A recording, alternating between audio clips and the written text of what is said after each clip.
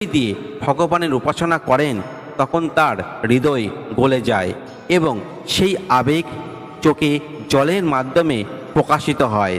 ভগবান শ্রীকৃষ্ণ বলেছেন, যদি কেউ আমাকে প্রেম ও ভক্তি সহকারে ডাকে আমি তার হৃদয়ে স্থায়ীভাবে প্রতিষ্ঠান করি।